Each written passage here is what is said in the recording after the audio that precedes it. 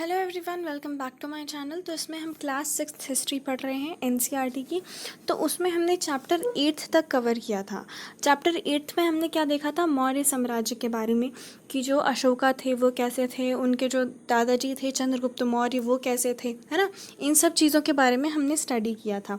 अब हम क्या करेंगे, अब देखो जो मौर्य साम्राज्य था वो बना, उसकी स्थापना हुई और उसके बाद वो डिमिनिश्ड हो गया, डिमोलिश्ड हो गया, जिसका क्या मतलब है, वो गिर गया। ठीक है, उसका जो राज्य था मतलब जो मौर्य साम्राज्य था उसको किसी ने हत्या कर दी और उसके बाद दूसरा साम्राज्य की स्थापना हुई। ठीक है, तो जब दूसरे साम्राज्य की स्थापना हुई तो क्या होता है, दूसरे तरीके के विलेजेस, दूसरे तरीके की सिटी और दूसरे तरीके के टाउन डेवलप होते हैं। ठीक है, तो अभी हम उसके बारे में डिस्कस करेंगे। So let's begin our topic, class 6 history, chapter 9, vital village in thriving towns.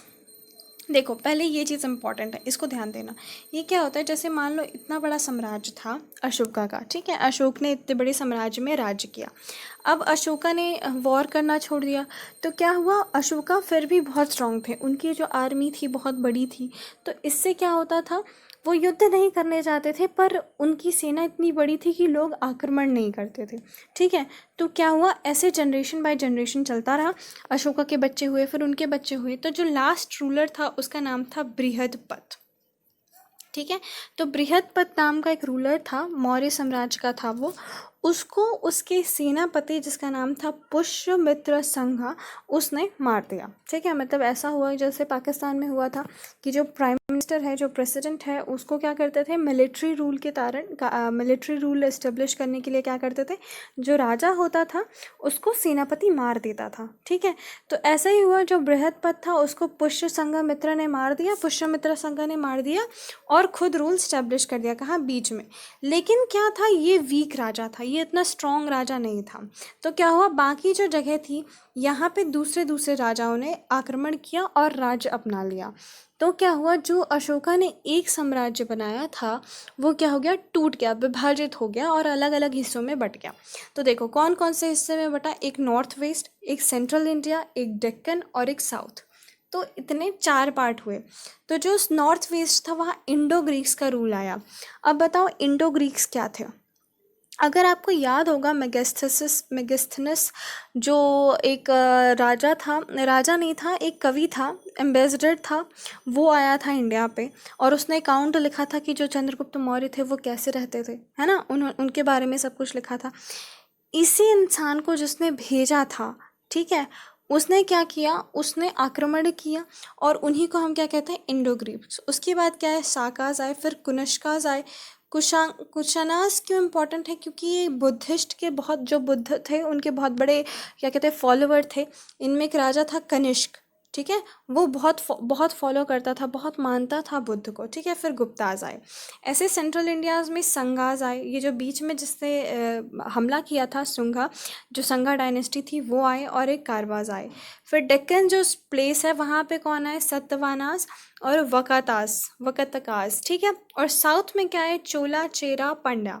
ये तीनों बहुत इंपॉर्टेंट है क्योंकि इनका हमको जो एक लिटरेचर है, एक लिखी हुई किताब है जिसको हम कहते हैं संगम लिटरेचर, उसमें पढ़ा था, उसमें इन तीनों के बारे में है। ठीक है, तो इस तरह क्या हुआ, एक देश था, भारत मान लो या जो भी मान लो, जो एक देश था जो अशोका का था, वो कितने पार्ट में डिवाइड हो गया, 4 पार्ट में डिवाइड हो गया और वहाँ 4 अलग अलग तरीके के रूल हो गए।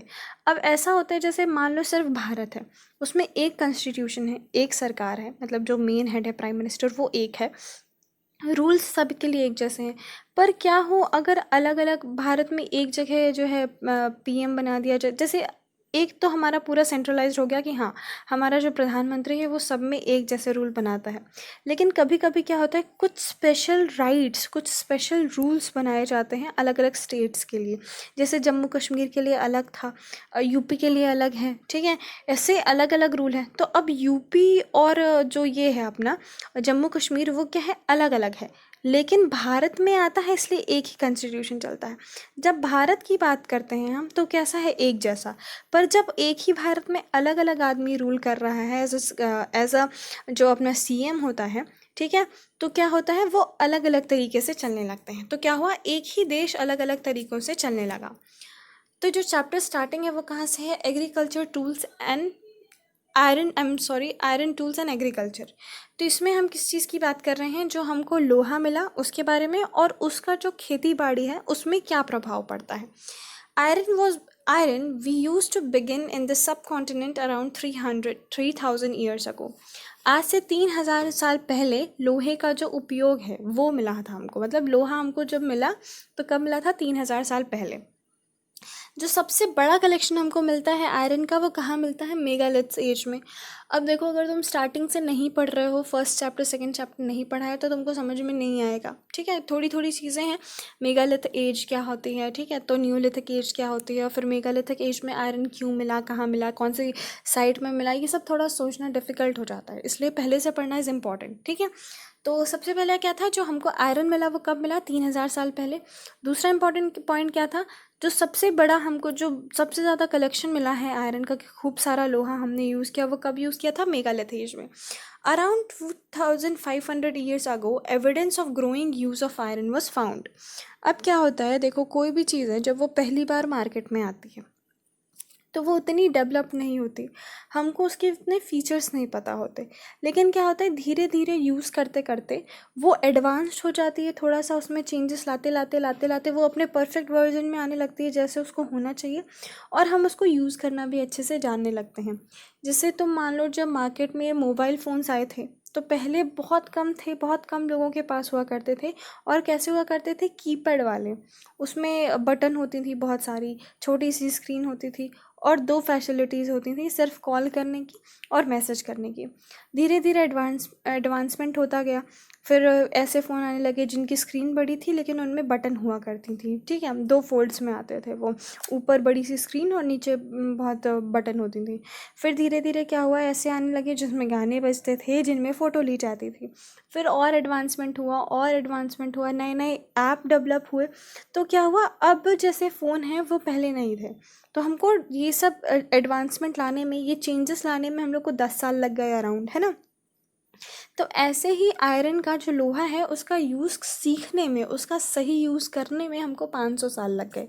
और हमको मिला वो कब था, 3,000 साल पहले, लेकिन हमने बहुत ज़्यादा यूज़ करना कब सीखा, 2,500 साल पहले। किस चीज़ में यूज़ करते थे, एक्सेस बनाने में। इसका क्या मतलब होता है, कुल्हाड़ी बनाते थे, ठीक है। तो जैसे पहले जो जंगल थे वो बहुत इंपॉर्टेंट थे, क्यों इंपॉर्टेंट थे, क्योंकि ये जंगलों से लोग बहुत जुड़े हुए थे। कुछ लोग तो जंगल में ही रहते थे, वनवासी होते थे। कुछ लोग क्या करते थे कि वहाँ से लकड़ियाँ लेके आते थे, क्योंकि हर चीज़, ज़्यादातर जो चीज़ें बनाई जाती थी, चाहे वो घर ले लो, चाहे वो फर्नीचर ले लो, चाहे वो जो ट्रैवल के लिए यूज़ होता है, आने जाने के लिए बुलक कार्ट ले लो, सब किससे बनती थी, लकड़ियों से बनती थी। और लकड़ियों का मेन सोर्स क्या हुआ करता था, जंगल, ठीक है। तो कुल्हाड़ी का उपयोग क्या किस में किया गया, जंगलों को साफ करने के लिए, लोगों को रहने के लिए भी जगह चाहिए थी। फिर दूसरा है, आयरन के हल बनाए गए। जो हल होता है ना, आपने देखा होगा, एक ऐसा सा स्ट्रक्चर होता है, इससे वो क्या कहते हैं हिंदी में, जुताई करते हैं, ठीक है। तो इसके लिए यूज़ हुआ। इससे क्या होता था, अच्छे से जो ज़मीन में गड्ढे हो जाया करते थे, तो हमको उसमें खेती करने में, उसमें बीज लगाने में आसानी हो जाया करती थी, ठीक है। तो इसके कारण क्या हुआ, एग्रीकल्चर प्रोडक्शन बढ़ गया, हमारी खेती बाड़ी अच्छी हो गई। लेकिन अगर अच्छा सा प्लग हुआ है, मतलब ठीक है, अच्छे से हल कर दिया तुमने, अच्छे से खेत की जुताई कर दी, पर अगर पानी नहीं डाला तो वैसे भी फसल नहीं होगी। अब देखो, जैसे अभी चावल वाला सीज़न चल रहा है, लोग चावल बोते हैं, तो क्या हो रहा है उसमें, लोगों ने पेड़ लगा दिए, पर उसके बाद उसको बहुत ज़्यादा वाटर रिक्वायरमेंट होती है, पानी की बहुत नीड होती है। अगर पानी नहीं मिलेगा तो क्या प्रोडक्शन होगा, नहीं होगा। तो दूसरा मेन इंपॉर्टेंट प्रोडक्शन के लिए क्या है, वो है इरिगेशन फैसिलिटीज़, ठीक है। लेकिन पहले के टाइम पे क्या था, इरिगेशन फैसिलिटीज़ इतनी अच्छी नहीं थी। क्यों नहीं थी, क्योंकि जैसे मान लो ये पूरा राज्य है, यहाँ से एक नदी बहती है, ठीक है, एक नदी बहती है, एक यहाँ पे छोटा सा कुआं है, यहाँ पे लेक है। तो क्या है, जो लोग यहाँ साइड में रहते हैं, नदी के साइड में, उनके लिए, लेक के साइड में, या यहाँ पे कुएं के पास, उनके लिए क्या है, आसानी हो जाती थी, उनको पानी मिल जाता था। पर जो लोग जैसे इस एरिया में रहते हैं, इस एरिया में रहते हैं, यहाँ रहते हैं, उनके लिए क्या होता है, पानी मिलना मुश्किल हो जाता था। तो इरिगेशन फैसिलिटी नहीं थी उनके पास, इसलिए क्या होता था, पानी की कमी के कारण प्रोडक्शन उतना नहीं होता था, ठीक है। अब जो किंग और किंगडम्स थे, इनके पास इतना अच्छा अच्छा विलेज नहीं थे कि सबके पास बहुत पानी है, सबके पास सही है। अभी के टाइम पे क्या है, कैनाल सिस्टम है। कैनाल सिस्टम का क्या मतलब होता है, जैसे ये नदी बह रही है तो यहाँ से एक नाला खोद दिया जाएगा और उस नाले को सारे जितने भी खेत हैं उनसे कनेक्ट कर दिया जाएगा पाइपलाइन के थ्रू। तो सारे जो खेत हैं उनमें पानी चला जाता है, कुएं बनाए जाते हैं, टैंक बनाए जाते हैं, बड़े बड़े गड्ढे जिसमें पानी भरा रहता है, या फिर बारिश के टाइम पे भर दिया जाता है जहाँ से खेतों में सिंचाई होती है। आर्टिफिशियल लेक्स बनाए जाते हैं। आर्टिफिशियल लेक्स का क्या मतलब है, कैसे जैसे मान लो ये धरती है, अर्थ है हमारी, तो एक यहाँ पे गड्ढा कर दिया, ठीक है, और इसमें पानी भर गया या फिर बारिश के टाइम पे पानी भर दिया गया, अपने आप भर गया या फिर हमने भर दिया, तो ये क्या है, आर्टिफिशियल लेक्स हो जाते हैं। ठीक है, तो इस तरीके से अभी इरिगेशन फैसिलिटीज़ हमारे पास हैं। Who lived in this village, इस विलेजेस में इन जो गांव हुआ करते थे इनमें कौन रहा करता था। तो देखो ऐसा था कि दो जगह के विलेजेस बहुत इंपॉर्टेंट है, एक नॉर्थ साइड के और एक कौन से, साउथ साइड के। दो साइड के विलेजेस के बारे में हम बात करेंगे। तो देखो जो दोनों साइड के जो विलेज थे, चाहे वो नॉर्थ साइड के मान लो चाहे वो साउथ साइड के मान लो, उसमें तीन कैटेगरी के लोग रहा करते थे। ठीक है, पहले होते थे लैंडलॉर्ड्स। तो जो साउथ में लैंडलॉर्ड्स हुआ करते थे उनको क्या कहते थे, वेल्लार। ठीक है, और उसके बाद होते थे प्लगमैन, मतलब जो दूसरों के खेत में काम किया करते थे। ठीक है, उनको क्या कहा जाता था, उजहवार। ठीक है, और जो लैंडलेस होते थे, जो सिर्फ दूसरों के घर में काम करते थे, उनके पास खुद की कोई ज़मीन नहीं होती थी, उनको कहा जाता था कादिसियार या फिर आदिमाई। ठीक है, वेयर एज जो नॉर्थ में लोग थे उसमें एक हेडमैन हुआ करता था, मतलब पूरे जैसे गांव का एक सरपंच होता है ना, तो पहले वहाँ पे भी एक इंसान हुआ करता था जो पूरे गांव का सरपंच टाइप का हुआ करता था, और उसको कहा जाता था ग्राम भोजक। क्या कहा जाता था, ग्राम भोजक। ये बहुत बड़ा लैंडलॉर्ड होता था, मतलब इसके पास बहुत बड़ी ज़मीन हुआ करती थी। सबसे अमीर आदमी जो गांव का होता था वो ग्राम भोजक होता था। ये एक पोस्ट जैसी थी, और ये कैसी पोस्ट थी, हेरिडिटरी, मतलब जैसे राजा का बेटा राजा बनेगा वैसे ग्राम भोजक का बेटा ग्राम भोजक बनेगा। अब इसमें क्या होता था, ये गांव का राजा जैसा हुआ करता था। तो जैसे राजा का काम क्या है कि न्याय करना, तो ये भी गांव में क्या क्या करता था, न्याय किया करता था कि तुम सही हो तुम गलत हो। दूसरी चीज़, सबसे अमीर राजा होता था, ये भी सबसे अमीर होता था, ये टैक्स कलेक्ट किया करता था। जैसे राजा टैक्स कलेक्ट किया करते थे तो ये क्या क्या करता था, ये टैक्स कलेक्ट किया करता था गांव के लोगों से, और किसको दिया करता था, राजा को टैक्स दिया करता था। ठीक है, फिर दूसरे आते हैं इंडिपेंडेंट फार्मर्स, जिनके पास थोड़ी बहुत ज़मीन थी। जैसे मान लो ये पूरा एरिया है, इसमें से इतना जो बड़ा सा एरिया है वो किसका है, ग्राम भोजक का। पर ये छोटे छोटे जो एरिया हैं ये किसके हैं, इंडिपेंडेंट फार्मर्स के हैं। इनको कहा जाता था गृहपति। फिर तीसरे आते थे ऐसे मैन एंड वुमेन, ऐसे आदमी औरत जिनके पास खुद की ज़मीन नहीं होती थी, वो लोग दूसरों के खेतों में काम किया करते थे, और उससे ही, मतलब जैसे तुम मेरे खेत में काम कर रहे हो तो तुम पूरा दिन काम करो, मैं तुमको रात के लिए खाना दे दूंगा। तो ऐसे जो लोग हुआ करते थे उनको क्या कहते थे, दासा या कर्मकारा। ठीक है, जो विलेज हुआ करते थे उसमें बहुत सारे क्राफ्ट पर्सन भी रहा करते थे, जैसे लोहार, कुम्हार, लकड़ी का सामान बनाने वाला या कपड़े बुनने वाला, या फिर जो लोग वो बनाया करते थे, घड़े बनाया करते थे, वो लोग रहा करते थे। अब देखो एक चीज़ के बारे में हम पढ़ते हैं, संगम लिटरेचर के बारे में। तो देखो तुम जितने भी हमने चैप्टर्स पढ़े वो किसी न किसी पीरियड में आते हैं। ठीक है, जैसे कि वैदिक एरा के, वैदिक पीरियड में आ गए, कुछ स्टोन एज में आ गए, फिर वैदिक एरा में आ गए, फिर इंडो वैली सिविलाइजेशन वाले पीरियड में आ गए, फिर उसके बाद जो अपने किंगडम वाला सिस्टम चला ये वैदिक एरा में आया। उसके बाद फिर हमने पढ़ा था कि जो न्यू कल्चर डेवलप्ड हुए थे, है ना, तो सब एक एरा में आते हैं। हम वैदिक एज को वैदिक एज क्यों कहते हैं, क्योंकि उस टाइम वेदों की रचना हुई थी। ये जो पोस्ट मॉडर्न एज है इसको हम संगम एज भी कहते हैं, संगम पीरियड भी कहते हैं। अब इसको संगम पीरियड क्यों कहेंगे, क्योंकि इसमें संगम जो पोएम है उनकी डेवलपमेंट हुई थी। संगम एक लिटरेचर है। लिटरेचर का क्या मतलब होता है, जैसे हिंदी लिटरेचर उसमें उसकी कहानियाँ होती हैं, उसके बारे में होता है, ऐसे ही संगम लिटरेचर, आई एम सॉरी, में तमिल का जो ओल्डेस्ट लिटरेचर है, मतलब जो तुम तमिल में सबसे पुराना जो तुमको लिखा पढ़ा मिलेगा वो किस टाइम का मिलेगा, संगम लिटरेचर के टाइम का मिलेगा। कब कंपोज किया गया था, 2300 साल पहले कंपोज किया गया था। इसमें इम्पोर्टेंट बात क्या है, इसमें लोग क्या करते थे, अलग अलग पोएट जो होते थे, अलग अलग जो लेखक होते थे, वो एक जगह पे मिलते थे, कहाँ मिलते थे, मदुरई में। और फिर वहाँ बैठ के जो पोयम होती थी और बनाई जाती थी और लिखी जाती थी, ठीक है।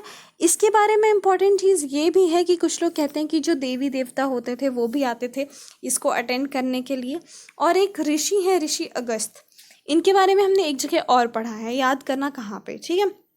ऋषि अगस्त जो थे, इन्होंने भी एक बार क्या है, संगम लिटरेचर को, जो संगम होता था उसको अटेंड किया था, ठीक है। तो ये हमारा, इसीलिए जो ये एज है उसको हम संगम लिटरेचर कहते हैं। हमने जो फर्स्ट स्लाइड थी उसमें पढ़ा था कि साउथ में 3 तरह की डायनेस्टी के बारे में हमने इम्पोर्टेंटली पढ़ा था, चोला, चेरा और पांड्या। इनके बारे में भी हमको संगम लिटरेचर से मिल जाता है। अब हम देखेंगे about cities, stories, travellers, sculptures and archaeology. देखो, अगर किसी भी, हमने पहले फर्स्ट चैप्टर में भी पढ़ा था कि अगर हमको किसी भी तरह हिस्ट्री के बारे में पता करना है तो जो मेन सोर्स होता है वो होती है आर्कियोलॉजी। हमने गड्ढा खाना, हमको कुछ सामान मिला, फिर हमने उस सामान के बारे में पढ़ा और हमको तब पता चला कि अच्छा उस टाइम पे ये ऐसे सामान मिला करते थे, ठीक है। तो उसको हम कहते हैं आर्कियोलॉजी, पुरातत्व विभाग। तो इसमें हम इन सब के बारे में पढ़ेंगे। तो देखो, पहले हम पढ़ते हैं स्टोरीज़ के बारे में। स्टोरीज़ क्यों इम्पोर्टेंट है, स्टोरीज़ में क्या होता है कि जैसे कुछ लोग रहते हैं वो एक नॉर्मल सोसाइटी में रह रहे हैं, तो उनको क्या होता है, जैसे किसी ने ट्रैवल किया, किसी ने लाइफ एक्सपीरियंस गेन किया, किसी ने कुछ किया, किसी ने कुछ किया, तो उनके पास बहुत सारी स्टोरी इकट्ठा होती हैं और वो स्टोरी नॉर्मल बोलचाल में आ जाती हैं। सुना है, तिल का ताड़ बनाना, छोटी सी बात हमको पता चलती है और हम उसको बहुत मिर्च मसाला लगा के बहुत बड़ी बना के बताते हैं दूसरों को, ठीक है, ताकि उसको ज़्यादा इंटरेस्ट आए सुनने में। फिर उसने किसी और को सुनाई तो क्या हुआ, हमने स्टोरी लिखी नहीं पर वो स्टोरी चलती गई, ठीक है। तो इन स्टोरीज़ को हमने क्या कहा, जातक कथाएं। अब जातक कथाओं के बारे में तुमने कहाँ सुना होगा, दृश्यम मूवी में। दृश्यम मूवी देखी होगी, आई थिंक हमने 2 अक्टूबर आने वाला है वाली, तो उसमें जातक कथाओं के बारे में है। तो देखो, जातक कथाएं क्या होती थी, ऐसे ही लोग जो ऑर्डिनरी पीपल होते थे, जो लोग रह रहे होते थे ऐसे ही सोसाइटी में या कहीं पे भी, उन लोगों ने ऐसी स्टोरीज़ बनाई थी, ठीक है। बाद में इन स्टोरीज़ को लिखा गया, क्यों, क्योंकि कुछ कुछ स्टोरीज़ ऐसी होती थी जिनसे तुमको बहुत कुछ सीखने को मिलता था, तो इन स्टोरी के माध्यम से दूसरों को सिखाया जा सकता था, इसलिए इन स्टोरीज़ को लिखा गया और प्रिजर्व्ड किया गया। बाय किसने लिखा, बुद्धिस्ट ने, जो मॉन्क्स थे। अब देखो, ये सुनने में बड़ा आसान लगता है कि चलो ठीक है, वो कहानी सुना रहे थे, इन्होंने लिख दी और लिख के रख दी, हो गई प्रिजर्व, हो गई रिटन। पर ऐसा नहीं होता था, इनको पहले लिखना पड़ता था पत्तों में, और उसके बाद जब वो पत्ता ख़राब होने लगता था तो उसको दोबारा लिखा जाता था ताकि उनको बनाया जा सके, मतलब उनको प्रिजर्व किया जा सके। इसलिए सिर्फ एक स्टोरी को एक बार नहीं लिखा गया, बहुत ज़्यादा बार लिखा गया था, ठीक है। इस चीज़ के बारे में हम बाद में भी पढ़ सकते हैं वैसे, कि रिंग टाइप का कुआं मिला था हमको, उसमें क्या होता है, जैसे हमारी रिंग होती है दोनों साइड से हॉलो, ऐसे ऐसे करके बहुत बड़ा कुआं सा था, ठीक है। उसके बारे में हम बाद में पढ़ेंगे। वैसे जो हमको मूर्तियाँ मिली, स्कल्पचर्स मिले, उसमें लोगों की जो नॉर्मल लाइफ थी उसको डिपिक्ट करके, मतलब जैसे एक नॉर्मल लाइफ कैसी होती है इंसान की, अभी जैसे कैसे, अभी लोग जैसे अगर मान लो कि एक मेल बनाना है तो वो क्या बनाएंगे, उसने जीन्स का पैंट पहना हुआ है या कोई पैंट शर्ट पहनी हुई है नॉर्मल सी, उसके पास फ़ोन है, ईयर प्लग्स हैं, या फिर उसके पास कैसी हेयर स्टाइल है, ऐसे बनाएंगे, ठीक है। नॉर्मल जो मूर्तियाँ बनाई जाएंगी, तब के टाइम की जो मूर्तियाँ बनाई गई थी उसमें क्या दिखता था कि तब के लोग कैसे रहा करते थे, मतलब शहर के लोग कैसे थे, गांव के लोग कैसे थे, ठीक है। कहाँ बनाए जाते थे ये, तुम देखना, तुम किसी भी मंदिर में जाओगे तो वहाँ पे जितनी रेलिंग्स हैं, पुराने मंदिर में आई मीन, तो वहाँ पे जितनी रेलिंग्स होंगी, जितने भी स्टोन्स होंगे, उन सब में कुछ ना कुछ बना होगा, ठीक है। तो जो इम्पोर्टेंट मंदिर हुआ करते थे, जो गेटवेज होते थे, जो बड़ी बड़ी बिल्डिंग्स हुआ करती थी जहाँ लोग जाया करते थे, वहाँ पे ये सब बनाया जाता था। सांची में अगर देखोगे, सांची में जो सांची स्तूपा है एमपी में, उसमें भी ऐसे बहुत सारे सीन्स बनाए गए हैं, ठीक है। बहुत सारी सिटीज़ कब डेवलप हुई थी, 2500 साल पहले। जो कैपिटल्स थी किसकी, महाजनपदास की। महाजनपदास क्या होते हैं, मैं पढ़ा चुकी हूँ, तो जाके देखो, ठीक है। In many cities archaeologist found raw of precious ceramic rings which are also known as ring walls These ring walls are used as toilet, drainage, garbage, dumps and usually found in individual houses. तो क्या होता था, ये जो ring Wales के बारे में हमने पढ़ा, ठीक है, तो इसमें क्या होता था कि ऐसे रिंग रिंग के फॉर्म में कुआं जैसे होता था, वो टॉयलेट के लिए यूज़ होता था, ड्रेनेज के लिए यूज़ होता था। ऐसा हम क्यों सोच रहे हैं, इंडिविजुअल घरों में, मतलब एक घर में मिलता था फिर दूसरे घर में फिर मिला करता था, तो इसलिए हमको लगता है कि वो इन सब चीज़ों के लिए यूज़ होता होगा। अब हम देखते हैं स्टोरी ऑफ बारियागास। इसको जो बिरहुज है उसका ग्रीक नेम है ये, ठीक है, बिरहुज का ग्रीक नेम है। देखो क्या होता है, जब बहुत सारे लोग, जैसे अपने इंडिया में बहुत सारे लोग आए, ठीक है, डच पीपल आए, जो ब्रिटेन वाले थे वो आए, रशियन आए, मतलब घूमने के लिए या किसी भी चीज़ के लिए लोग आते थे। तो क्या होता था, जो कोई भी, अब बहुत सारे लोग ऐसे होते थे जो अकाउंट्स लिखते थे एज इन कि जो वो जहाँ पे भी वो जाते थे उसके बारे में लिखा करते थे कि ये सिटी कैसी थी या फिर ये जो लैंड था वो कैसा था। तो जो ग्रीक पीपल थे वो भी आए, अननोन ग्रीक पीपल्स ने इनके बारे में लिखा। तो उन्होंने जब बिरहुज के बारे में लिखा, तो क्या होता है, जनरली कभी कभी क्या होता है कि जैसे हमें एक नाम लेना आसान होता है, तो हमने उस सिटी का नाम लिख दिया बिरहुज, लेकिन जो ग्रीक पीपल आए उनके लिए बिरहुज बोलना थोड़ा डिफ़िकल्ट रहा होगा, या उस नाम को वो याद नहीं रख पाते रहे होंगे, तो उन्होंने उसका दूसरा नाम निकाला जिसका नाम था बरिगास, ठीक है, बरियागास।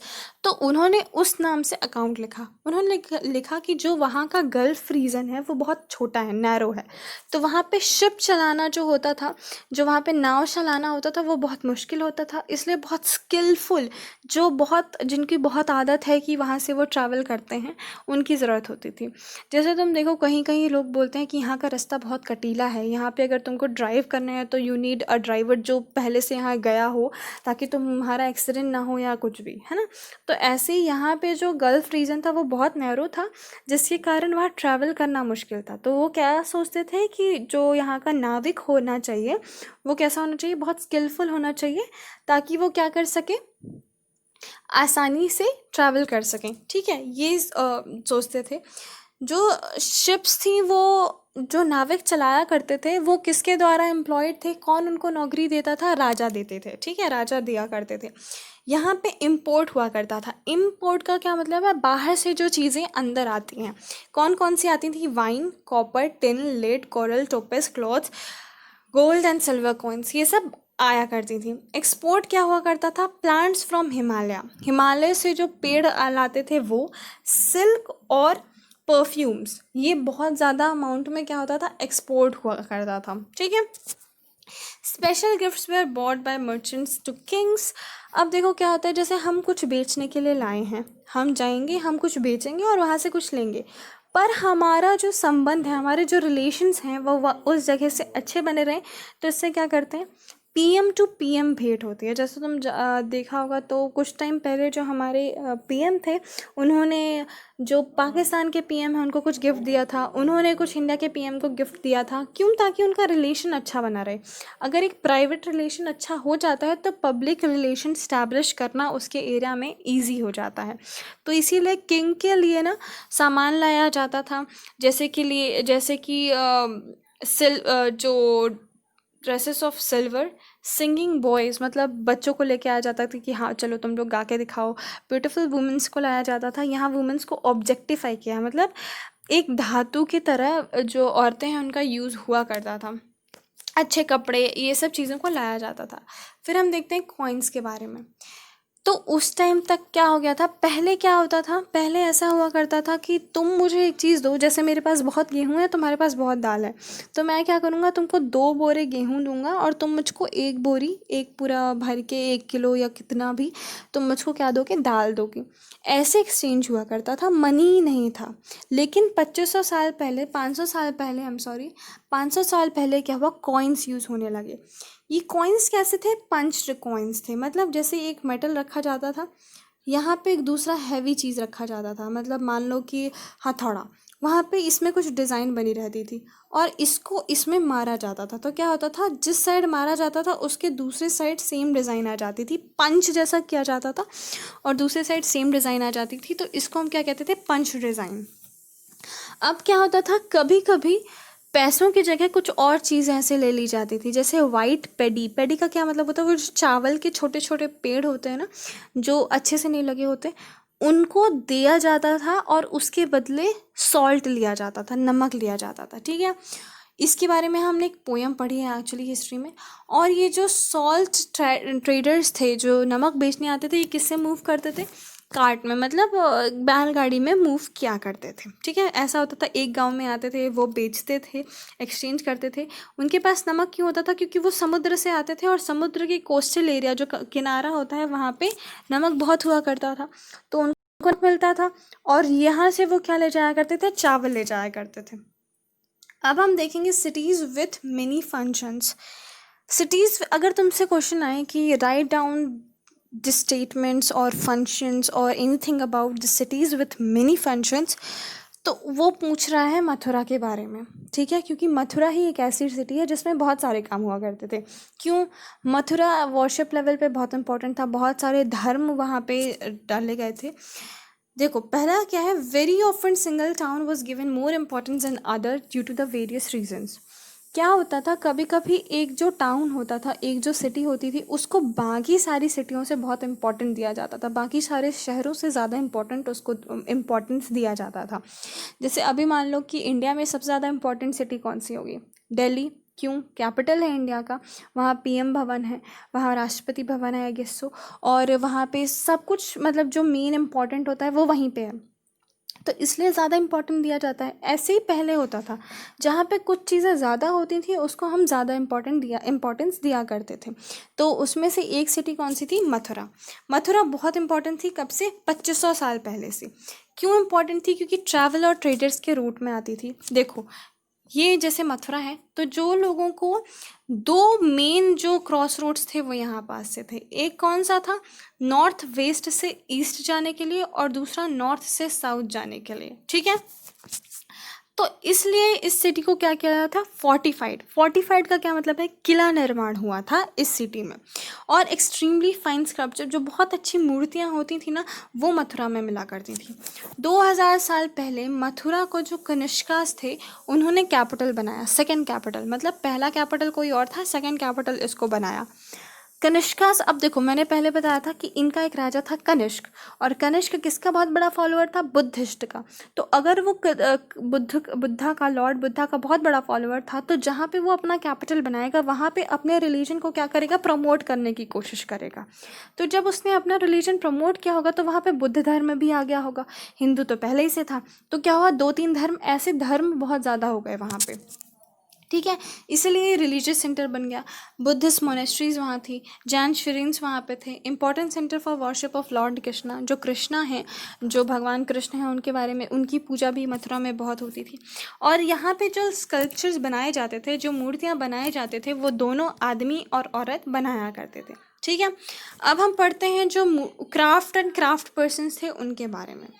तो देखो, आर्कियोलॉजिस्ट एविडेंस हमको मिले हैं, जैसे कि extreme fine pottery, not poetry, it's pottery, ठीक है, pottery, known as northern black polished ware. तो क्या है, हमको उस टाइम के बहुत अच्छे से वो मिले हैं हमको, जो मिट्टी के सामान मिलते हैं, क्या कहते हैं उनको? घड़े। उसको हम कहते हैं ब्लैक नॉर्थन पॉलिश्ड पॉटरी। क्यों कहते हैं? क्योंकि ये ज़्यादातर नॉर्थन साइड में मिलती थी, ज़्यादातर ब्लैक कलर की मिलती थी, और बहुत अच्छी डिज़ाइनिंग हुआ करती थी इसमें, ठीक है। कभी कभी क्या होता है, हमको जो आर्कियोलॉजिस्ट, अब ऐसा नहीं है कि और भी हमको एविडेंस नहीं मिले हैं, या ऐसा नहीं है कि और भी हम और जगह पे एविडेंस नहीं रहे होंगे, और कोई घड़े नहीं बनाता होगा इतने अच्छे। पर क्या होता है, अभी हम इसको नॉर्थन बोल रहे हैं, क्यों? क्योंकि हमको लग रहा है कि सिर्फ नॉर्थ साइड में होता था।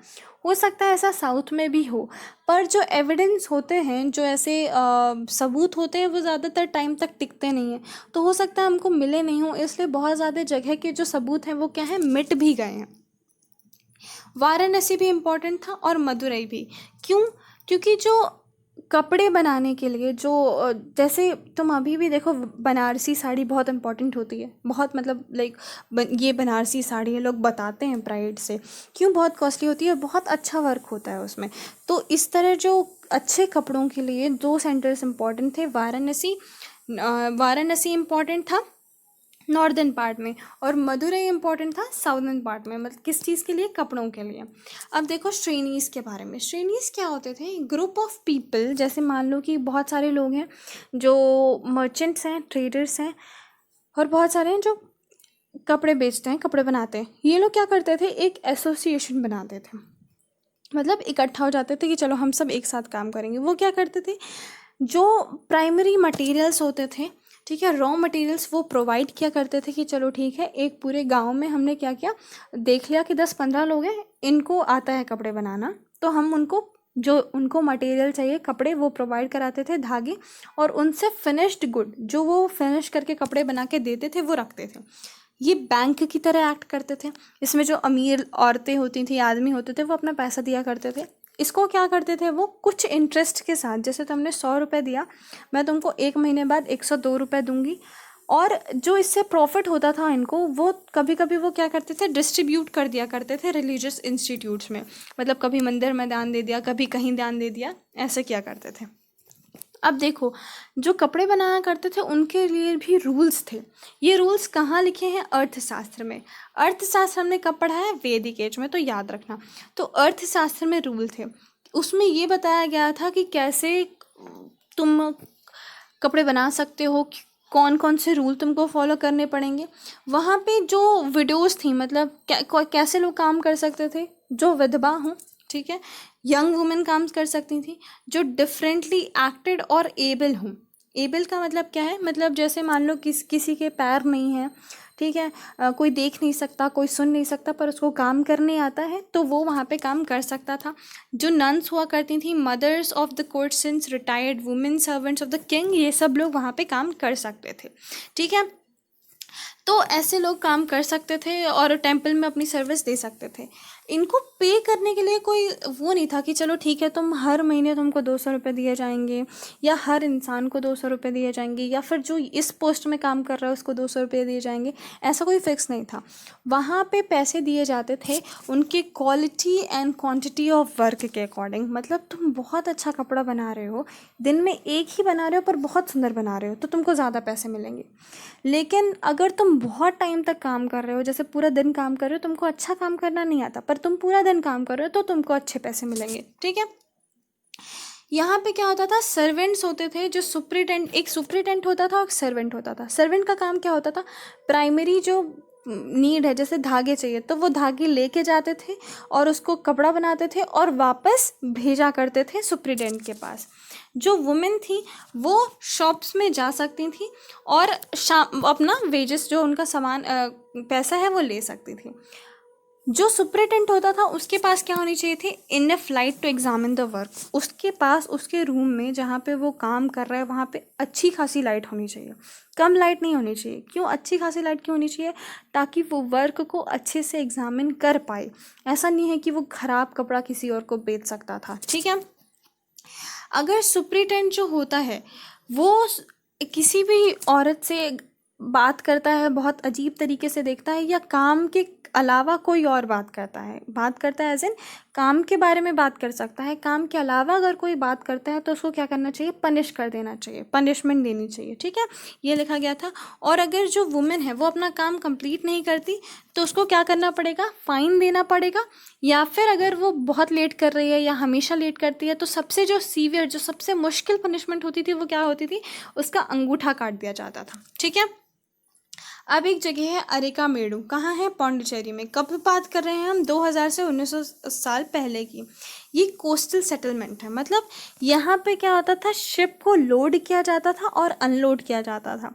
इसका क्या मतलब हुआ, यहाँ पे शिप्स आया करती थी, उनमें सामान भरा जाता था और सामान निकाला जाता था।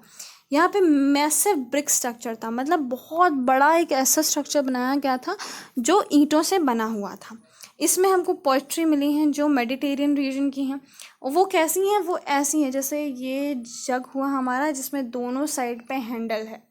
ये किस चीज़ के लिए यूज़ होता होगा, इसमें लिक्विड भरा रहता था, या तो वाइन या तो ऑयल, ठीक है। इसमें रेड गेज पोइट्री भी है, जो एरेनेटिव वेयर कहते हैं जिसको, जो इटली सिटी के नाम पे है। तो तुम सोचो अलग अलग, कितनी अलग अलग जगह से चीज़ें आती थी। अदर लोकली मेड डिज़ाइंड हैं, मतलब वो यहीं बनाई जाती थी, पर उनमें जो डिज़ाइन है वो रोमन से होती थी। रोमन लैम्प, ग्लासवेयर, जेम्स हमको मिले हैं इस साइड पे, और स्मॉल टैंक्स मिले हैं, छोटे छोटे टैंक गड्ढे मिले हैं, जिसको किस चीज़ के लिए होते थे, डाई करने के लिए यूज़ होते थे। अभी भी तुम देखो कि बहुत लोग जो साड़ियाँ होती हैं, तुमने सुना होगा कि साड़ियों में माढ़ चढ़वाते हैं। माढ़ चढ़वाते हैं मतलब कलर करवाते हैं उसको, जैसे साड़ियाँ पुरानी हो जाती हैं तो जिन साड़ियों का कपड़ा हार्ड होता है उनको दोबारा कलर करवाया जाता है, तो वो डाइंग के लिए यूज़ होते थे, तो वो भी यूज़ हुआ करते रहेंगे। अब एक सेक्शन है रोम में, इसके बारे में ज़्यादा मत पढ़ो, वैसे तो मतलब पढ़ सकते हो। ये जो गंगा वैली सिविलाइजेशन हमको मिला था उसके जैसा है, ठीक है। लार्जेस्ट एम्पायर, बहुत बड़ा राज्य था, उसमें आता था। इसमें एक राजा था अगस्टस, उसने रूल किया था 2000 साल पहले। ऐसा कहा जाता है कि उसको जो रोम है वो पत्थरों का शहर मिला था, ईंटों का शहर मिला था, और उसने उसको चेंज कर दिया था मार्बल के शहर में। जो बाकी रूलर्स आए इसके बाद जिन्होंने शासन किया, उन्होंने बहुत सारे मंदिर बनवाए, पैलेसेस बनवाए, और एक ओपन थिएटर टाइप का बनवाया। उसमें क्या होता था, कुछ नहीं होता था, सिर्फ यहाँ पे सेटिंग के लिए होता था, यहाँ लोग बैठते थे और ये पूरा एरिया खाली होता था, एक स्टेज होता था। यहाँ पे ड्रामा होता था, डांस होता था, तो लोग देख सकते थे। पब्लिक बाथ भी ऑर्गेनाइज किया जाता था इसमें, जिसमें जो औरतें हैं और जो मेल हैं, मतलब मेल एंड फीमेल के लिए क्या होता था, टाइमिंग अलग अलग होती थी। So that's all for today. I hope you liked it. Live life, love life. Take care. Bye bye.